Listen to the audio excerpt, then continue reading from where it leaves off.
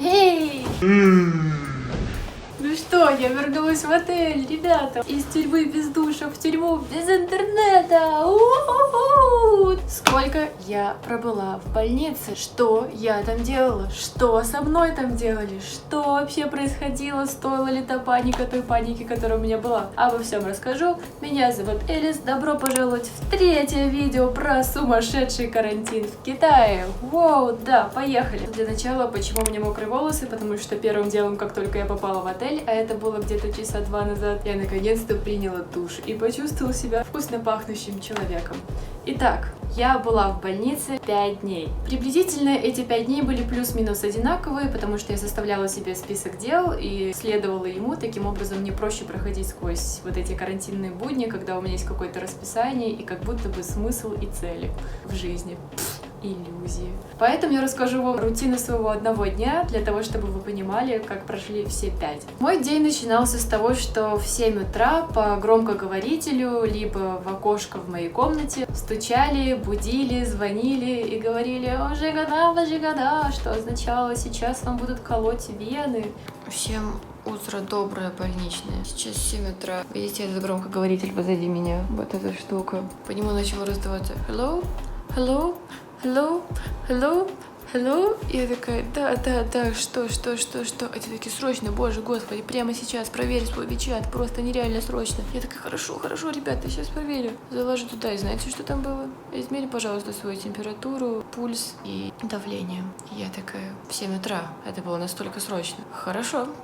Сейчас измерю. И ровно через пару минут приходила медсестра. Мы надевали на палец измеритель пульса, измеритель давления на запястье, градусник, такой стандартный набор в 7 утра. Потом, когда они взяли все эти измерения, нам обязательно брали анализ крови опять на антитела. И смотрите, это уже с меня пришли сосать кровь. Такое же, где хорошее утро. У меня вот здесь вот уже 3 дырки, потому что здесь в Беларуси мне так удачно взяли, что, как видите, у меня огромный синяк. Поэтому мне все время кололи в одну руку. Если честно, у меня болят уже 2 руки. После того, как у нас взяли анализ крови, у нас берут PCR-тест. Надо сказать, в этот раз он был не такой жесткий, в больнице были как-то понежнее с этим. В первый день, когда я измеряла температуру, я разбила градусник. Я никогда до этого в жизни не разбивала градусник, но я точно знала, что это нехорошо. Тут как бы не нужно иметь особо высокий интеллект для того, чтобы это знать. И, в общем-то, высоким интеллектом я и не отличаюсь, потому что я сделала все то, что потом уже после того, как я это сделала, я прочитала в интернете, что так делать было нельзя. Буквально почти подряд эти пункты идут. Что Элис сделала? Элис подмела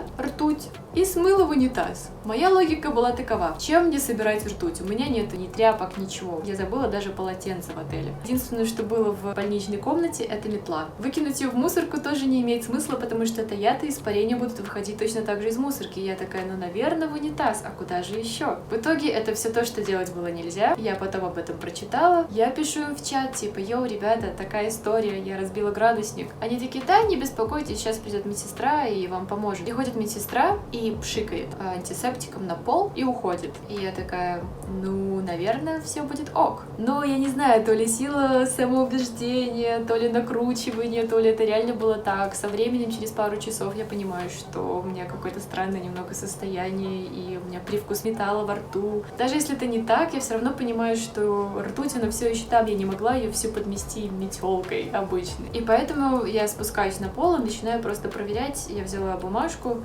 и просто вот так вот начала сгребать всю грязь, потому что они не убирали комнаты.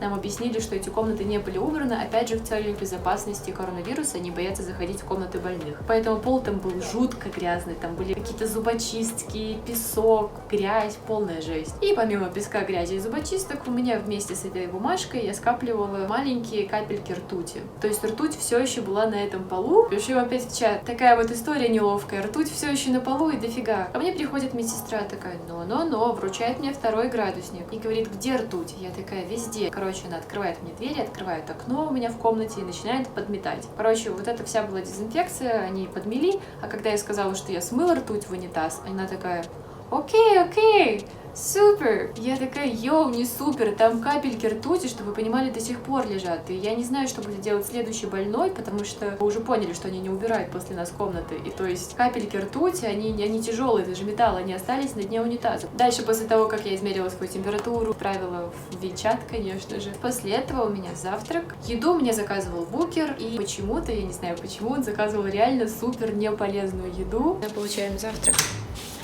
Всем привет, всем доброе утро, соседи.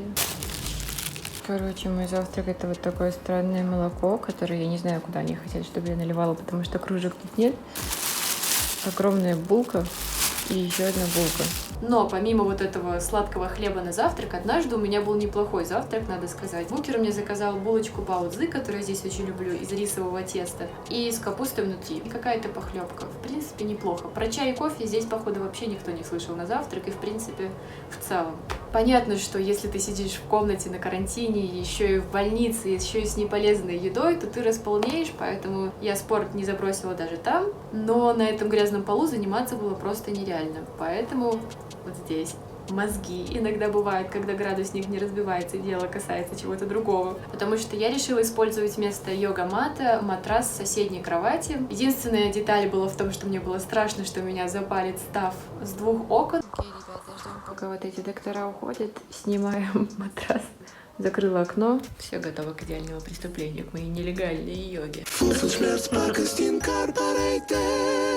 Я не знала, насколько это легально использовать и перетягивать матрас на пол, но что было делать? У меня не было особо выбора. Поэтому, да, я занималась йогой, пилатесом каждое утро по 40 минут, по 30 минут. Это было супер приятное чувство, что ты как бы не зависишь от обстоятельств, и ты выше этого. И неважно, где ты, в какой-то точке мира, в каких-то условиях, если у тебя есть рутина, твои принципы, твой уклад жизни, ты не подчинишься обстоятельствам, грубо говоря, и ты будешь следовать тому, что считаешь правильным. Это такое чувство, которое придает тебе силы, несмотря на всю эту подавляющую обстановку. Это придавало мне силы. Что отнимало у меня силы, это то, что вот ты такой поработал, позанимался спортом, потный, а душа-то нет. В душ нам ходить нельзя, здесь есть только общий душ, в него нам ходить нельзя, потому что они боятся, что мы заразимся. И в итоге у нас есть только умывальник. С этого прекрасного крана течет только холодная вода. Поэтому, в принципе, то, что я салфетками и холодной водой в умывальнике пытаюсь протереть свое тело, должно быть вполне нормально. Не так уж все плохо, правда? Не так уж все ужасно. Нормально, приятно. В принципе, человеческие условия. У меня нет никакой истерики. Все хорошо.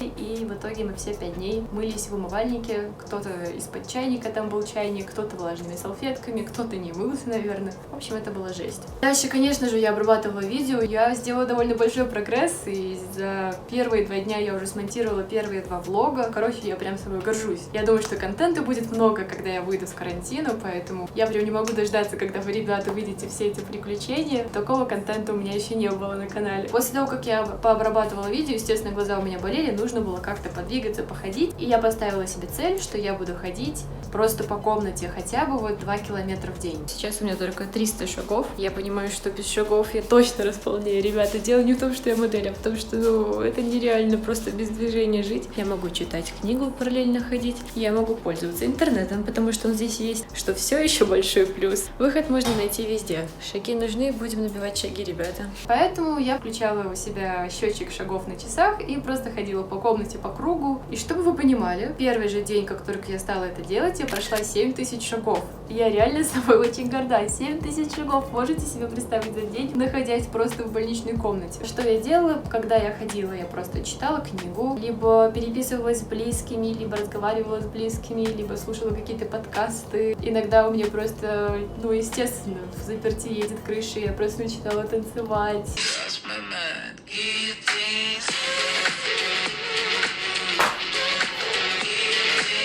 И, в общем, в итоге получала 7000 шагов, и я этим была очень довольна. Помимо шагов и утренней йоги и пилатеса, я старалась заниматься как можно больше каким-то спортом, растяжкой, двигаться для того, чтобы, не знаю, я не могу жить без движения. Внутри меня все время горит огонь, и если я не даю ему выход, то этот огонь просто воспламеняет все внутри меня, и я чувствую себя ужасно плохо. Поэтому старалась еще заниматься каким-нибудь пилатесом, растяжкой, йогой по вечерам. Помимо неполезного завтрака, у меня еще был неполезный полезный обед. Неполезный обед, как правило, включал в себя жирную, с такой все в соусе, курицу или какое-то мясо. Честно, очень сложно понять, какой это вид мяса. Очень жирное в соусе или острое, которое нереально есть. Лук и рис безвкусный. Поэтому, опять же, моя изобретательность, я понимаю, что рис это, в принципе, из всего этого самое полезное, но он не соленый, его есть практически невозможно, поэтому что я делала? Я брала эту супер соусную жирную курицу, размешивала ее с рисом, выкладывала обратно курицу, и в итоге мне получался соленый рис. Короче, пока ходила, поняла, что мне что-то очень херово, походу у меня отравление. Потому что мой букер заказывает мне очень жирную и острую еду. Я не привыкла такое есть. Я привыкла питаться овощами и чем-то более нейтральным и почти не соленым. Не то, что с каждым днем становится интересно, ребята. Оно как бы каждую секунду не перестает быть интересно, что же будет дальше. Вроде из комнаты не выходишь, а приключений хватает. Нам также нужно было изменять температуру не только с утра, но и в течение дня. И об этом нам напоминали по громкоговорителю. По громкоговорителю не только напоминали про температуру, но иногда просто пытались с нами поговорить и что-то нам сообщить. Но поскольку никто, опять же, я еще раз повторяю, не говорит по-английски, они иногда говорили что-то по-китайски, а иногда переводили в переводчики. Так и общаемся, ребята. Они мне с переводчиком переводят, что я должна делать. Окей? Окей. Не ешьте, не пейте. Окей? Окей. Не ешьте, не пейте. Завтра утром. Окей. Чтобы вы понимали, до этого они еще добавляли «после кровотечения». Я такая, что? Они такие, после кровотечения нельзя есть и пить. А потом до меня дошло, что кровотечение — это, скорее всего, перевод слова «анализ крови». Потому что сначала у меня был вопрос, а с чего вдруг у меня должно начаться кровотечение, и откуда они знают, что оно у меня начнется, и почему я не должна есть перед ним. Звучало так, как будто они должны продать мне на органы, а начнется все. Ну, короче, я поняла, что это был анализ крови. А иногда они просто начинали говорить по-китайски, ты говоришь «тимбудон», что означает «я не понимаю по-китайски», они просто начинают угорать и сбрасывать. Это такое прикольно. Особенно, когда это происходит в 7 утра, и тебя из-за этого разбудили. В целом, в больнице на самом деле было не так уж и плохо, я должна сказать, потому что здесь, в отельной комнате, у меня нет вообще никакого взаимодействия с людьми, я их не слышу, не вижу, я здесь в полном одиночестве и изоляции. В больнице же у меня было 2 окна, как я уже говорила. Одно из них выходило в коридор, и по коридору постоянно ходили люди, к тому же к нам постоянно заходили проверять какие-то анализы, то есть у меня был постоянный контакт с людьми. Также я слышала, что происходит в других комнатах. С нами здесь жило 2 музыканта, и один из них постоянно играл на гитаре. И люди в чате прямо писали, заказывали песни, которые они хотят услышать, и было прям реально здорово.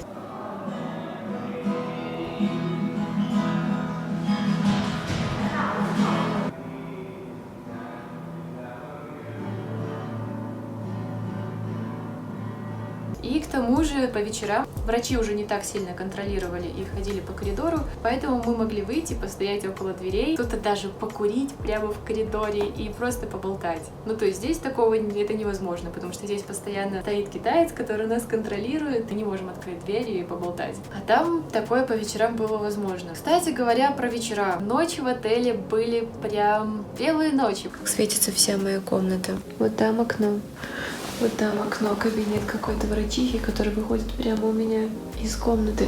И еще они включили свет на коридоре. И в итоге как бы сейчас около 11 ночи, и типа надо засыпать, но здесь они ходят с рациями, включили повсюду свет. Ну и чтобы вы понимали, вот в том окне он горит постоянно, каждую ночь. И здесь они иногда забывают его выключать. И я как бы сплю в абсолютно освещенной комнате белыми этими яркими, выжигающими глаза лампами. И чтобы вы понимали, в ночь, когда я разбила градусник, мне сказали не закрывать окна и двери, и у меня было все нараспашку вообще открыто. И я среди ночи проснулась от того, я не знаю, от этого или не от этого, может быть, это какие-то инстинкты, может быть, я просто проснулась. Я просыпаюсь и вижу 2 китайцев, которые просто палят на то, как я сплю. И ты такой, привет, как дела? Это такое странное чувство, ты ничего не можешь сделать, потому что со всех сторон на тебя смотрят окна, ты не можешь их закрыть, и они вроде ничего плохого не делают, но это, мать твою, крипово! И я была не единственная. То есть там была еще одна девочка, и она рассказывала, что она тоже как-то проснулась и увидела китайцев, которые на нее палят. Такая вот история. Вот эти 5 дней никто не знал, почему нас так долго держат, никто нам ничего не объяснял, нам просто делали анализы каждый день, брали кровь, никто не говорил, через сколько нас выпустят, почему мы здесь. В один день день в больницу привезли остальных белорусов с самолета,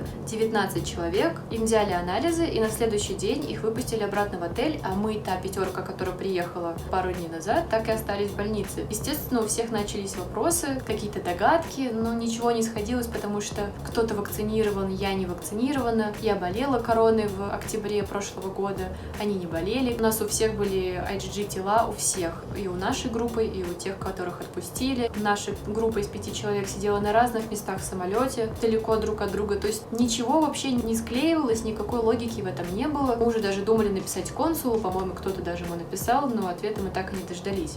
Потому что на следующее утро, после того, как кто-то написал консулу, нам написали в сообщениях резко неожиданно: «Эй, ребята, мы вас выписываем сегодня, будьте готовы».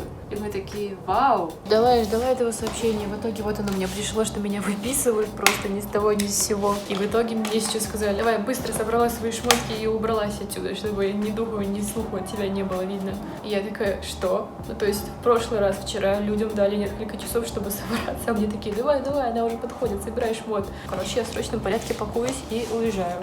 Обратно в отель, из тюрьмы в тюрьму. Ну, хоть помоюсь, ребята, хоть помоюсь. Я рада, что наконец-то смогу помыть голову, потому что мои волосы затвердели уже от этого всего, и я была очень рада душу. Но все остальное было на самом деле не так уж и плохо, и там было не так одиноко. Но да, здесь тоже есть свои плюсы. Более комфортная кровать, и никто не смотрит на тебя по ночам. Нам говорят, что нас выписывают, и у всех просто срывает крышу, и мои соседи выходят на коридор, закуривают прямо в коридоре. Уже, то есть проходят китайцы став, и они уже даже на нас не реагируют.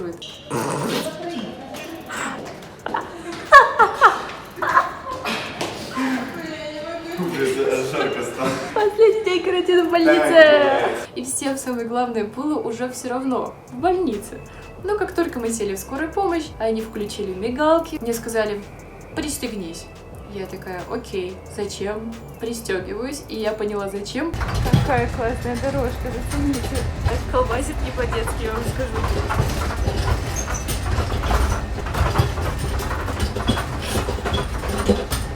Что-то ехала такого бездорожья.